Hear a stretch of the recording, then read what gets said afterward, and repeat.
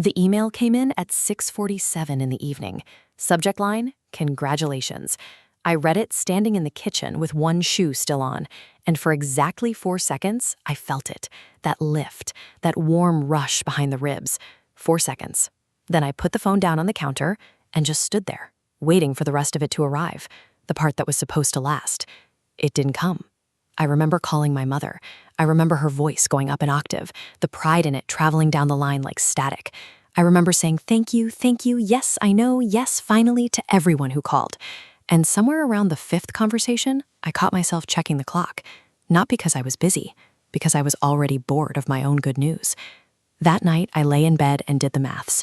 New title, new number in the account every month, new office, corner one, glass on both sides. I ran it forward, the way you do, greedily, like counting money before you've even earned it. And I felt something I wasn't expecting to feel. Nothing. Not sadness, not disappointment. Just a flat, quiet nothing where the fireworks should have been. I told myself I was tired.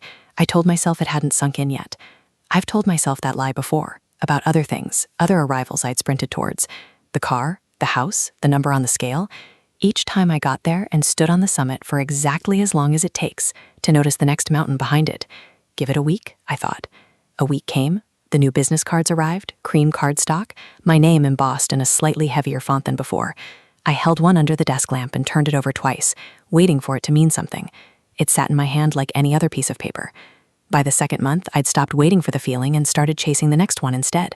There was already a bigger office 2 floors up, someone else's name on someone else's door. I caught myself looking at it the way I used to look at the title I'd just won, and I remember standing very still in the corridor when I realized what I was doing. I was doing it again. Already. That's the night I didn't sleep. Not from stress, from something closer to vertigo, the sense of a floor that keeps sliding out a half-inch further every time you go to stand on it. I lay there and asked myself an honest question for maybe the first time in years. If I get that office too, will it be enough? And some old, tired, unbribable part of me just laughed. Quietly, not unkindly, just laughed because it already knew the answer, and it had known it for a long time, and I was the last one to find out. I got up, I made tea I didn't drink, I sat by the window and watched the building across the street, its 100 lit windows, and thought about how many people behind how many of them were doing exactly what I was doing, climbing towards a version of themselves that keeps retreating at the same speed they climb. And then, without any drama at all, without any thunderclap, something in me just set the weight down. I don't mean I stopped wanting things. I mean I stopped believing the want was going to pay out what it promised. I looked at the promotion, really looked at it, the way you look at something after you've stopped needing it to save you, and I saw it plainly for what it was.